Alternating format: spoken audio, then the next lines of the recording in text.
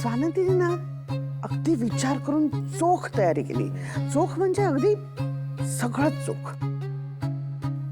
पण तरी जरा सोहळा थोडस जास्तच साजरा झाला असं मला वाटलं आपलं. म्हणजे म्हणजे मला मला थोडी काळजी वाटली रे, एवढंच. कसली काळजी?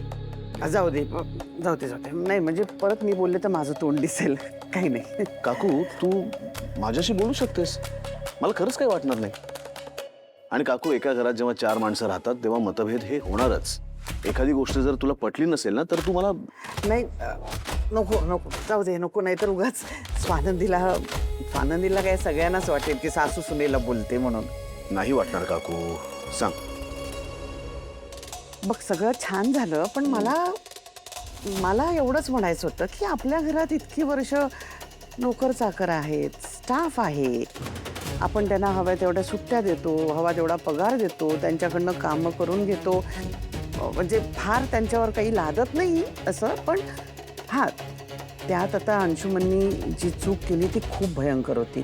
त्याबद्दल मी अंशुमनला पाठीशी घालणारच नाही. पण आपण कधीच त्यांच्याशी वाईट वागत नाही. बरोबर. मग आपण त्यांना आपल्या बरोबरीने का बसवावं, म्हणजे आपण डोक्यावर का चढवावं त्यांना. हे बघ, प्रत्येकाचं माझ्या मते ना एक स्थान आहे, त्याला तिथेच ठेवावं ना. कशाला आपण त्यांना फार त्यांच्याशी जवळीक करतोय. म्हणजे मला असं म्हणायचं की माणूस मुळातच आळशी असतो, कामचुकार असतो. आणि त्यातून नोकर, त्यांना कामात सूट हवीच असते. कामचुकारच असतात ते. काकू, आपण त्यांना कामात सूट दिली नाहीये. आपण फक्त त्यांनी केलेल्या कामाचं कौतुक केलंय. मला सांग, आजपर्यंत आपण आपल्या बरोबर काम करणाऱ्या या सगळ्या माणसांचं कधीतरी कौतुक केलंय का ग? आपण जर त्यांना सांगितलं की अरे आज किती घर तुम्ही स्वच्छ झाडलत, किंवा भांडी किती स्वच्छ साफ केलीत, आज गाडी किती छान चालवलीत, तर त्यांना नाही का बरं वाटणार? आपली सुद्धा अपेक्षा असते ना की कोणीतरी यावं आणि आपल्या कामाचं कौतुक करावं. मग त्यांना असं वाटत नसणार? मग आपण जर त्यांचं कौतुक केलं तर ते सुद्धा तितक्याच आपुलकीने आपली कामं करतील. आणि हा फक्त एक विचार आहे, बस, बाकी काही नाही.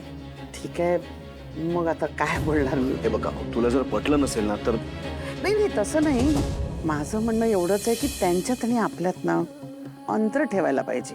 म्हणजे आपण नोकरांना फार जवळीक करू नये, एवढंच माझं म्हणणं आहे. हे बघ, स्वानंदी खूप चांगली आहे, तिचा हेतूही चांगला आहे. पण आपण सगळं चांगल्या भावनेने करावं. आणि कोणी सांगावं समोरच्याच्या मनात काय येते? हेच नोकर उद्या म्हणतील की हे आपल्याशी सगळे चांगले वागतात आणि ह्या चांगुलपणाचा गैरफायदा घेतील. आता समोरचा आपला गैरफायदा घेऊन आपल्याला कसं लुटायचं ह्याचा विचार करत असायचा. आनंदचं काय झालं? हेच झालं ना.